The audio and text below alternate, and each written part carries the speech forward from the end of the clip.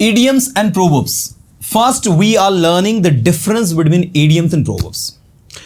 So, idioms जो होते हैं, जैसे मैं कुछ idioms आपके सामने लिख रहा हूं, जैसे एक idioms मैंने लिखना a snake in grass, आस्तीन का सांप. एक स्नेक मैंने लिखा डार्क हॉर्स, एक मैंने लिखा a slip of tongue. एक इडियम मैंने लिखा a slip of pen, बोलने में लिखने में गलती. अब आप यहां पर देखोगे तो स्नेक इन ग्रास, घास के अंदर एक सांप. तो ये आप ये बताना चाहते हो कि कोई व्यक्ति ऐसा है जो सांप के जैसा है, जो आपके साथ है लेकिन वो आपको धोखा दे सकता है, तो उसको कहेंगे स्नेक इन ग्रास, आस्तीन का सांप. ऐसे ही मैंने कहा डार्क हॉर्स, ऐसा व्यक्ति जो छुप रुस्तम हो. अब इसका मतलब क्या काला घोड़ा निकलेगा, इसका मतलब घास में सांप निकलेगा, ऐसा कुछ होगा? नहीं. एक्चुअल में इनके मीनिंग जो होते हैं एक्चुअल मीनिंग से थोड़े डिफरेंट होता है. अब इसका जो एक्चुअल मीनिंग निकल रहा है वो क्या निकल रहा है? घास में सांप. इसका एक्चुअल मीनिंग क्या निकल रहा है? काला घोड़ा. इसका एक्चुअल मीनिंग क्या निकल रहा है? जबान का फिसलना. तो जबान का फिसलना मतलब बोलने में गलती हो जाना. पेन का फिसलना मतलब लिखने में गलती हो जाना. डार्क हॉर्स मतलब ऐसा व्यक्ति जो छुपा रहता. तो ये एडियम्स होते हैं, ये मुहावरे होते हैं. मुहावरे जो होते हैं इनका एक्चुअल मीनिंग जो होता है, इनमें जो मीनिंग अंदर निकल रहा है उससे डिफरेंट होता है, उससे अलग होता है. अब जैसे मैंने एक इडियम लिखा है एसिड टेस्ट. मुझे बताइए एसिड टेस्ट मतलब क्या होता है? एसिड का टेस्ट नहीं. एसिड टेस्ट का जो मीनिंग निकलता है वो निकलता है कठिन परीक्षा. ऐसी परीक्षा जो कठिन हो उसको कहते हैं एसिड टेस्ट. ठीक है, तो ये आपके इडियम्स होते हैं. दूसरा है प्रोवर्ब्स. अब क्वेश्चन उठता है कि प्रोवर्ब्स क्या है सर फिर? तो भैया प्रोवर्ब्स जो होती है ये अलग है. प्रोवर्ब्स का मतलब पहले समझो. प्रोवर्ब्स का मतलब होता है कहावतें. क्या मतलब होता है? कहावतें. अब कहावतें जो होती है इनके अंदर एक यूनिवर्सल मैसेज छुपा होता है. जैसे आपने किसी से कहा एग्जाम्पल के तौर पर, अब उसको ऐसा समझे कि यार ईमानदारी एक उत्तम नीति है. जब आप ईमानदारी एक उत्तम नीति है तो honesty is the best policy. इसके अंदर क्या मैसेज छुपा है? इसके अंदर एक मैसेज छुपा है कि ईमानदारी सबसे अच्छी पॉलिसी. जब ईमानदार हो तो आप निश्चित ही सफल होते हो. मैंने कहा जहां चाह वहां राह, where there is a will there is a way. ये लो, जहां चाह वहां राह. तो क्या मैसेज छुपा है? जब काम करने की इच्छा होती है तो रास्ते अपने आप मिल जाते हैं, और जब काम करने की इच्छा नहीं है तो 17 बहाना होते हैं. अब 17 बहाना, जैसे मैंने कहा नाच न जाने आंगन टेढ़ा, ये आपका क्या है? A bad workman fights with his own tools. A bad workman fights with his own tools, या a bad workman quarrels with his own tools. इसका मतलब होता है नाच न जाने आंगन टेढ़ा. तो ये आपकी क्या है? प्रोवर्ब है. इसका मतलब क्या निकल रहा है कि जब आदमी को काम करते नहीं आता ना तो 17 बहाने बनाता है वो. तो देखो ना, इसके अंदर एक मैसेज छुपा है. तो जब कोई अच्छी बात किसी के माध्यम से कही जा रही है, ठीक है, तो वो आपकी क्या होती है? प्रोवर्ब्स होती है. जैसे मैंने कहा अपनी डबली अपना राग, जितने लोग उतनी बातें. ठीक है, तो क्या कहोगे इंग्लिश में? Many man many minds.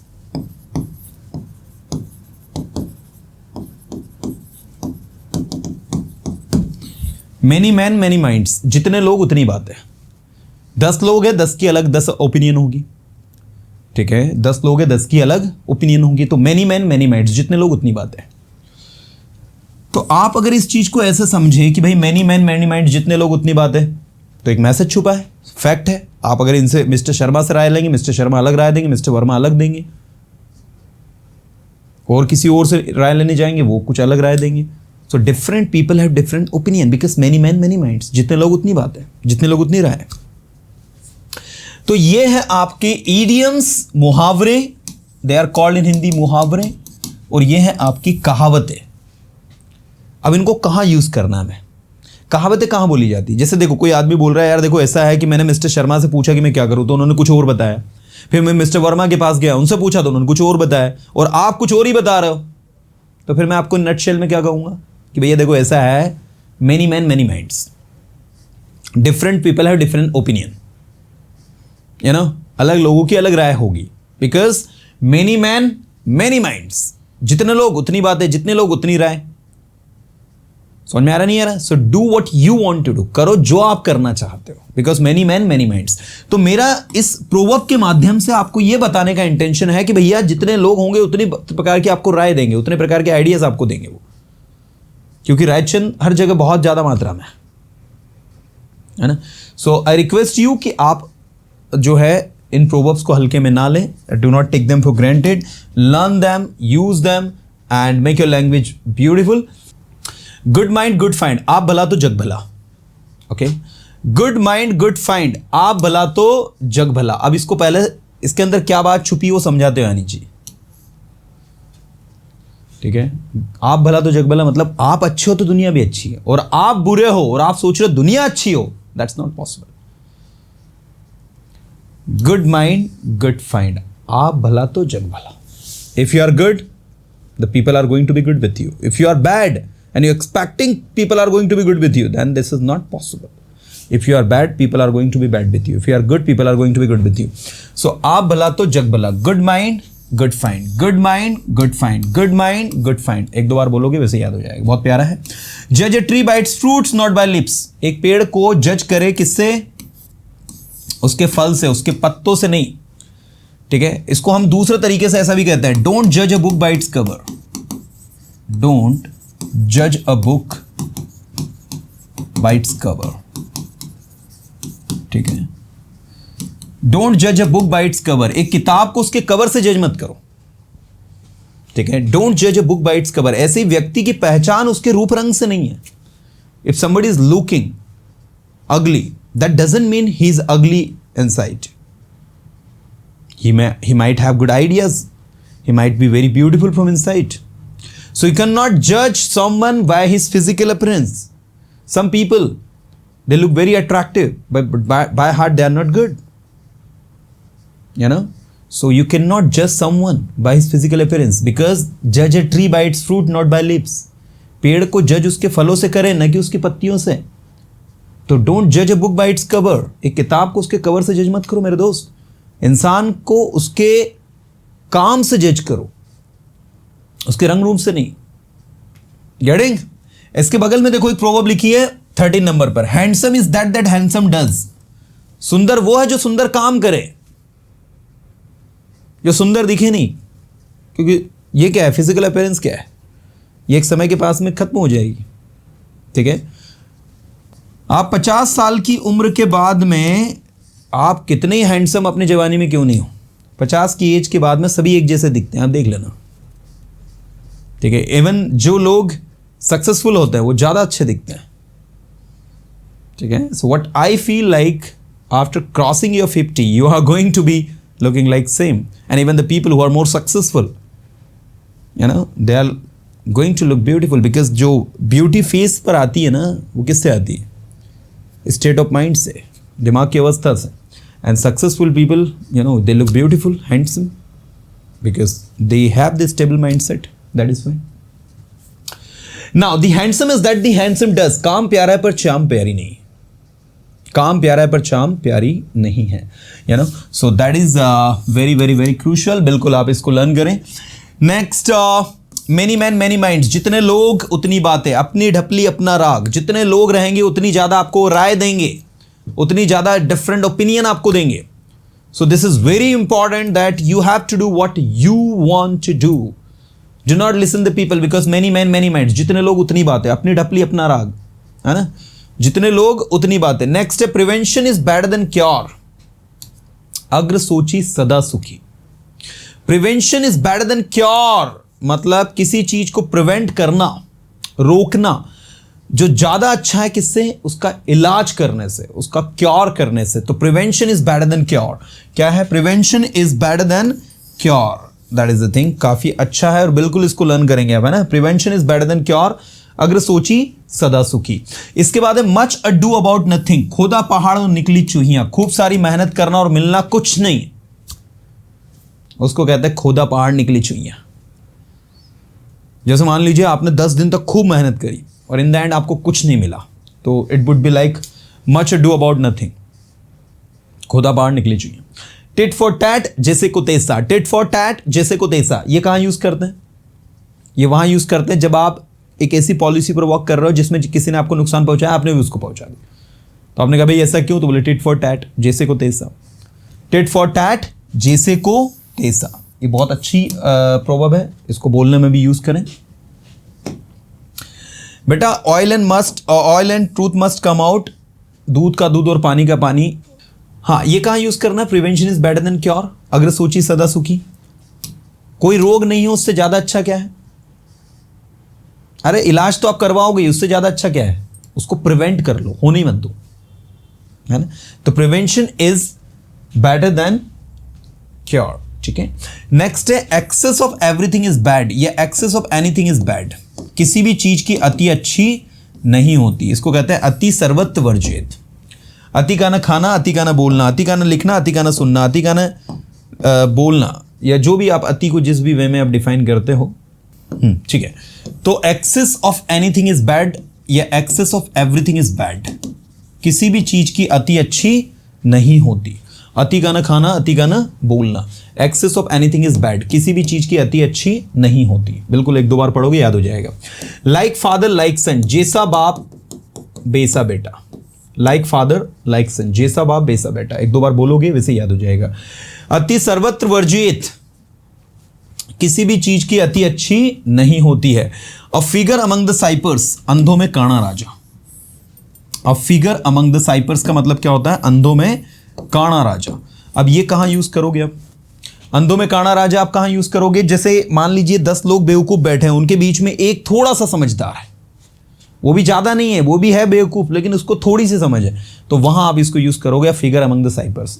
ये सरकास्टिक वे में बोला जाने वाला एक कह सकते हैं कि आपका प्रोवर्ब है, जिसमें आप कटाक्ष कर रहे हो सामने वाले पर, टॉन्ट मार रहे हो। आपकी भाषा में क्या है कि 10 लोग बेवकूफ बैठे, उनमें एक थोड़ा समझ आया, भाई this is a figure among the ciphers, a figure among the ciphers, अंधों में काणा राजा।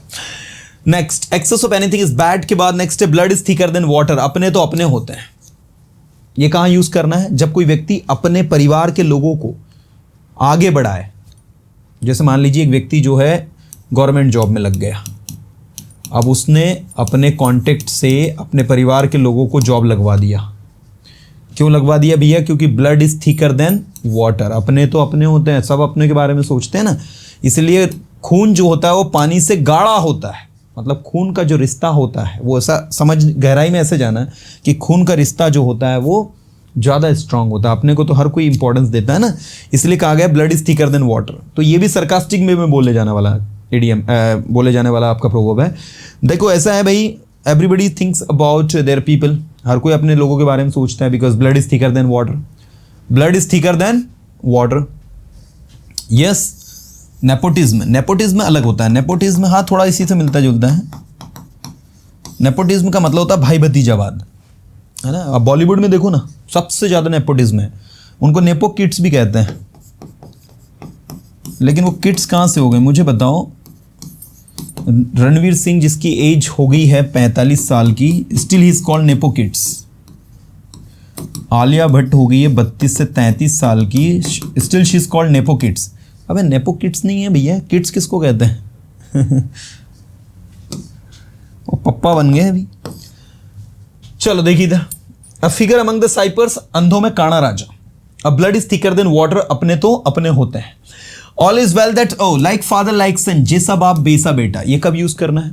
जब बाप के जो गुण है, पिता के जो गुण है वो अपने बेटे में आ गए, तो वहां बोलोगे like son like father, like father like son, जैसा बाप बेसा बेटा। All is well that ends well, अंत भला तो सब भला। भाई अंत में सब कुछ ठीक हो जाता है, अगर अंत में सब कुछ अच्छा हुआ तो सब अच्छा है। All is well that ends well, अंत भला तो सब भला, ठीक है।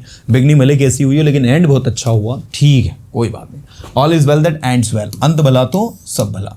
टू एड, जले पर नमक छिड़कना, ठीक है। टू एड, देखो यहाँ to add insult to injury, जले पर नमक छिड़कना। अगर आपको याद हो तो ऐसे ही हमने एक वो भी पढ़ा था, to add fuel to fire, आग में घी डालना। ये एक्चुअल देखा जाए ना तो थोड़ा सा to add insult to injury जो है ना इडियम्स के जैसा है। ऐसा कोई स्पेसिफिक रूप उसके अंदर कोई मैसेज छुपा नहीं है, ठीक है ना, तो वो आप मैं इडियम ही मानूंगा उसको।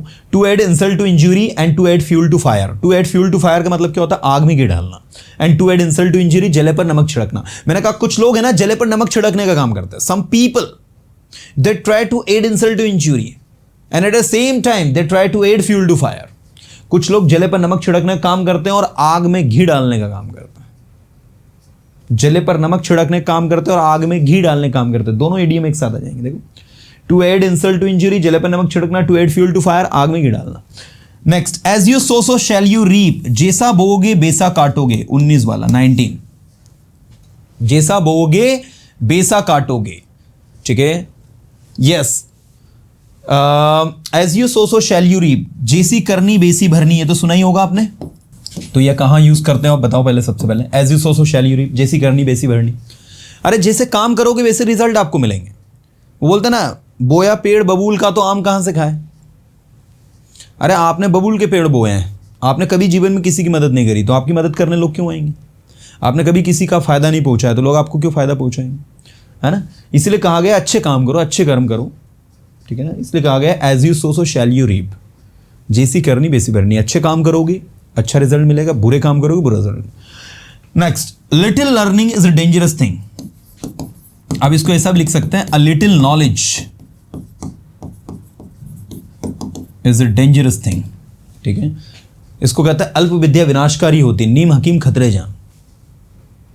ये नीम हकीम खतरे जान का मतलब क्या होता है, जब किसी को थोड़ा बहुत नॉलेज है तो थोड़ा नॉलेज विनाशकारी होता है। जैसे मान लीजिए आपका कोई दोस्त है, उसको थोड़ी बहुत ड्राइविंग आती है, तो उससे आपने पूछा कार चला लेते हो, अरे मैं ड्राइव कर लेता हूँ, अच्छे से ड्राइव कर लेता हूँ, सब आ जाता मुझे।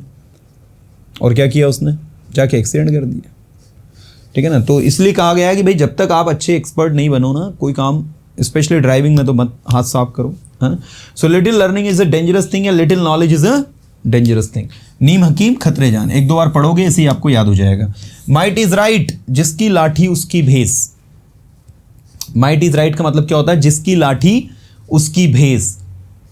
माइट इज राइट, ठीक है। एक दो बार बोलोगे आपको ये प्रिपेयर्ड हो जाएगा। It's not that much difficult, ये उतना कठिन नहीं है। माइट इज राइट, जिसकी लाठी उसकी भेस। माइट इज राइट, जिसकी लाठी उसकी भेस। Great cry little bull. अच्छा, उससे पहले माइट इज राइट कहां यूज होता है पहले पता है आपको। मान लो ये दो लोग झगड़ा कर रहे हैं कि ये भैंस इसकी है। अब भाई इसकी तरफ से 4-5 लोग लाठी लेके आ गए, तो भैंस कौन लेकर जाएंगे, ये लोग लेकर जाएंगे, क्योंकि इसकी बहुत कुटाई करेंगे, नहीं तो ये अकेले ही पड़ गए। इसलिए क्या कहेगा, भाई देखो ऐसा है, माइट इज राइट, ले जाओ तुम्हें ले जाओ, जिसकी लाठी उसकी भैंस। Now to kill 2 birds with 1 stone। To kill 2 birds with 1 stone का मतलब होता है एक तीर से 2 शिकार करना, एक पंथ 2 काज। Some people try to kill 2 birds with 1 stone। कुछ लोग एक पंथ 2 काज करने काम करते हैं, कुछ लोग एक तीर से 2 शिकार करने काम करते हैं। ऊंची दुकान फीके पकवान। Great cry little bull. खूब बड़ी बड़ी बातें करी और मिला कुछ भी नहीं, तो उसको कहेंगे ग्रेट क्राई लिटिल बुल। ये भी सरकास्टिक वे में बोलने के लिए, कटाक्ष करने के लिए, किसी का मजाक उड़ाने। जैसे किसी ने बहुत बड़े बड़े प्रोमिसेस किए, बहुत बड़े बड़े वादे किए और कुछ नहीं मिला आपको, यार देखो ऐसा है, great cry little bull. Great cry little bull. ये किससे बना है पता है। एक भेड़ है, शीप। उस शीप में से जो शेफर्ड है, शेफर्ड किसको कहते हैं, गडरिये को कहते हैं। वो गडरिया जो है वो भेड़ से वूल निकाल रहा है, ऊन निकाल रहा है, और भेड़ खूब चिल्ला रही है, खूब रो रही है जोर जोर से, लेकिन उसमें से ऊन कितना निकला, थोड़ा सा ऊन निकला, लेकिन उसने पूरे बाड़े को परेशान कर दिया। तो गडरिया क्या बोलेगा, ग्रेट क्राई लिटिल वुल। ठीक है। ऊंची दुकान फीके पकवान। खूब रोना धोना किया और मिला कुछ भी नहीं इन दैट, है ना।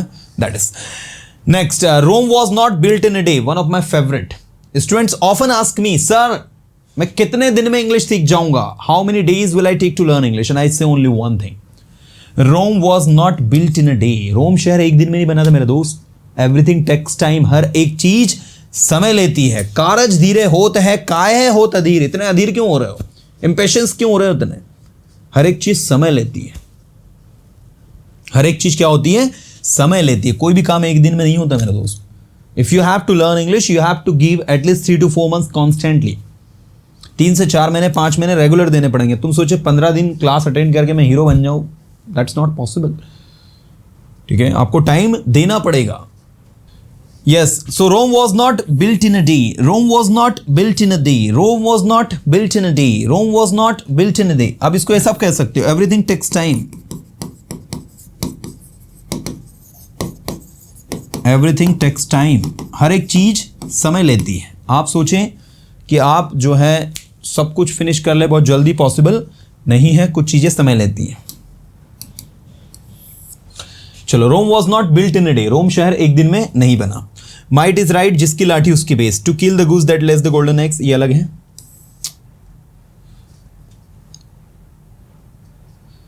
अब एक आपने सुना होगा, जिस थाली में खाना उसी में छेद करना। देखिए, okay, to kill the goose that lays the golden eggs. ठीक है, टू किल द गूज, उस गूज को मार देना जो कि किसके अंडे देती है? सोने के अंडे देती है। मतलब उस मुर्गी को मार देना जो सोने के अंडे देती है, ये उस गूज को मार देना जो कि सोने के अंडे देता है। तो जिस थाली में खाना उसी में छेद करना। Some people kill the goose that lays the golden eggs and we should never kill the goose that lays the golden eggs. हमें जिस थाली में खाते हैं उसमें छेद नहीं करना चाहिए, वो अच्छी बात नहीं है। एन एम्प्टी बैसल साउंड मच, अधजल घगरी झलकत जाए। कम जो ज़्यादा नॉलेजेबल लोग रहते हैं वो शांत रहते हैं, और जो कम नॉलेजेबल होते हैं बहुत बचते हैं। ठीक है ना, उनको क्योंकि नॉलेज कम होता है ना, इसलिए हर जगह बोलते रहते हैं कुछ ना कुछ। सो एन एम्प्टी बैसल साउंड मच, ये भी एक कटाक्ष है, सरकास्टिक वे में बोलना है कि जिनको कम नॉलेज होता है। हाँ, थोता चना बाजे गणा, बराबर। इसके लिए एक और यूज करते हैं हम, थोता चना, थोता चना बाजे गणा। ठीक है, अधजल घगरी झलकत जाए, मतलब आपकी भाषा में कहे कि कम नॉलेजेबल लोग बहुत ज़्यादा बातें करते हैं, और जो नॉलेजेबल लोग रहते हैं वो शांत रहते हैं। ठीक है, वो ज़्यादा बचते नहीं हैं, उन्हें पता है कब बोलना कब नहीं। Keep your mouth shut and your eyes open, अपने मुंह को बंद रखो और अपनी आंखें खुली रखो। ठीक है, next, one nail drives out another, कांटा कांटे को निकालता है। इसका एक और भाई है, डायमंड कट्स डायमंड, लोहा लोहे को काटता है।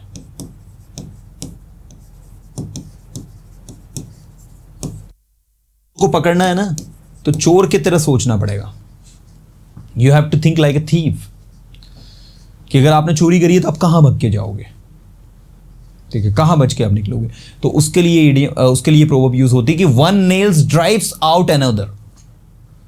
बुरे आदमी को अगर सबक सिखाना है तो आपको बुरा बनना पड़ेगा, अच्छे बन के आप उसको सबक नहीं सिखा सकते। समझ में आ रहा नहीं यार? आप अगर अच्छे बन गए तो आपको और फायदा उठाएगा। क्यों भैया? क्योंकि one nail drives out another, diamond cuts diamond, लोहा लोहे को काटता है। आप सोचे कि लोहे को लकड़ी काट दे, संभव है क्या? नहीं, लकड़ी को तो वैसे ही खा जाएगा लोहा। अगर आपको लोहे को काटना है तो खुद लोहा पहले बनना पड़ेगा। ठीक है, इसलिए कहा गया है diamond cuts diamond, one nail drives out another, एक कांटा दूसरे कांटे को निकालता है। मतलब जैसा आदमी वैसे डील आपको करनी पड़ेगी, नहीं तो आपके लिए दिक्कत पैदा कर देंगे वो। Uneasy lies the head that wears the crown, कोठी वाले रोबे छप्पर वाले सोबे। आपको याद है कोविड में क्या हुआ था? जो बड़े बड़े कोठी वाले थे, बड़े बड़े बंगले वाले थे, खूब रो रहे थे, और छप्पर में जो लोग रहते थे मजे से सो रहे थे। इसलिए कहा गया कोठी वाले रोबे छप्पर वाले सोवे, है ना। तो uneasy lies the head that wears the crown, जिसके ऊपर ताज होता है ना सिर पे, उसके ऊपर बहुत सारी जिम्मेदारियां होती है, उसके ऊपर बहुत सारा बर्डन होता है, उसके ऊपर बहुत सारी रिस्पॉन्सिबिलिटीज होती हैं। इसलिए इस इडियम को यूज वहां किया जाता है कि भाई uneasy lies the head that wear a crown, कोठी वाले रोबे और छप्पर वाले सोबे। ठीक है, तो एक दो बार अगर आप इसे पढ़ोगे तो ये वैसे ही आपको याद हो जाएगा। चलो, आज मैंने आपको 24 प्रोवर्ब्स पढ़ा दी हैं। these 24 proverbs are enough for today. You just have to read them, you just have to practice them, you just have to revise them once again, and I guarantee you will surely be able to use these proverbs in your spoken English in a sarcastic way. When you have to speak anything, when you have to speak anything meaningful, then you can use it. So proverbs are used to speak in a sarcastic way. Proverbs are used to speak something meaningful. Like एक व्यक्ति आया और आपने कहा कि देखो ऐसा है भाई, many men many minds. देखिए यार, ऐसा है, Rome was not built in a day. देखिए ऐसा है, ग्रेट क्राई लिटिल बुल। देखिए ऐसा है, ठीक है ना। तो आप ऐसा करके देखो, आपने कहा सर मैं इंग्लिश सीखूंगा नहीं सीखूंगा, मैंने कहा देखो भाई ऐसा है, where there is a will there is a way, जहाँ चाह वहाँ राह, ठीक है ना। आपने कहा सर, मैंने कहा भाई देखो ऐसा है, टिट फॉर टैट, जैसे को तैसा। तो आप इन प्रोवर्ब्स को कम्युनिकेशन में ऐसे यूज़ करो कि यार भाई देखो ऐसा है, टिट फॉर टैट, ये पॉलिसी काम करती है। आप बातचीत कर रहे हो, कम्युनिकेट कर रहे हो, तो वहाँ बीच में इन प्रोवर्ब्स को रख दे। इससे आपके वाक्पटुता जो है, कम्युनिकेशन है आपकी, उसमें सुधार आएगा। मैं आपको फिर बताना चाहूँगा, जितने भी इडियम्स हैं, जितने भी फ्रेजल वर्ब्स हैं, जितने भी फ्रेजेस हैं, जितने भी आपके प्रोवर्ब्स हैं, ये आप हिंदी में भी अगर यूज़ करोगे बोलने में बहुत सुंदर लगने वाली है।